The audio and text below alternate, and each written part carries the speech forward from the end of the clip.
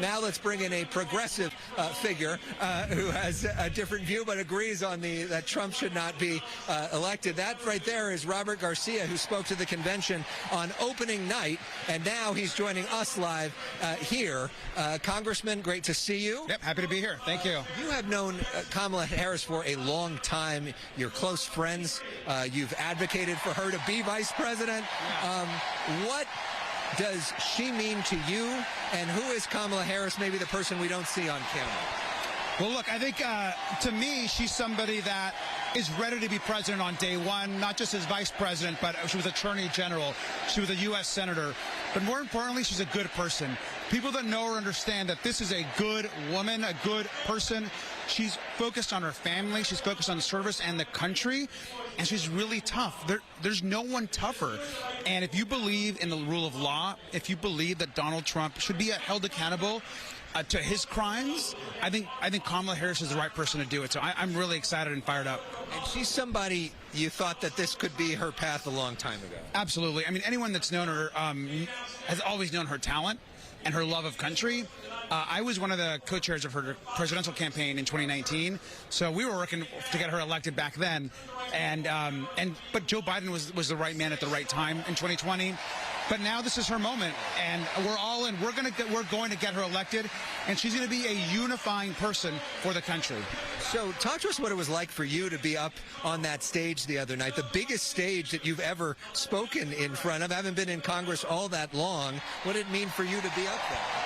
I mean, it was great to be up. I mean, you can feel and hear the energy here in this, in this arena. Just to be up there, to be able to talk about my experience as mayor, taking on the pandemic, what Joe Biden and Kamala Harris did to help us get through the pandemic and recovery, it was a special moment, and it's great to address so many Democrats out here and the country. So it was an honor to do so. Speaking of the pandemic, somebody who strongly disagrees with the pandemic response is Robert F. Kennedy Jr. It's one of the reasons he ran for president. News tonight, multiple news organizations reporting that he's going to drop out of the race on Friday and endorse Donald Trump in Arizona. We'll see if that happens. But if it does, your reaction to that? Look, Robert Kennedy is a fringe conspiracy theorist who has said the most bizarre things against all types of people. He has no credibility.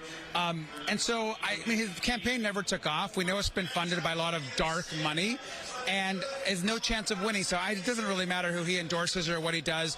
At the end of the day, this race is between Kamala Harris and Donald Trump. He, quite frankly, is another person, he's a little chaotic, he's a little weird, and, go have fun with Donald Trump. So, but in a race, it's 50-50. I mean, every poll, 1 or 2 points could make a difference. I mean, Kennedy did have some support in these states. If you look at polling real carefully, you'll also see that a lot of Robert Kennedy's support would never vote for Donald Trump. And so we'll see how that does for him. At the end of the day, we've always known it's going to be a close race. Robert Kennedy's a fringe candidate. He can do whatever he wants. We're focused on getting Kamala Harris elected. That's what we're doing. And last question, what does this moment, the first Democratic presidential nominee who's a Californian, mean for California, mean for the folks back home in Long Beach and other parts of your district? I mean, look, regardless of people's political persuasion, or whether they're Democrats or Republicans or independents, it's great for the state. And to have someone and a president that's from California is going to be really good for California. The attention we're going to get, hopefully those infrastructure support, it's going to be good. So it's a home run for the state. Robert Garcia, good to see you, and congratulations on getting the speaking gig. Thank you. That says a lot.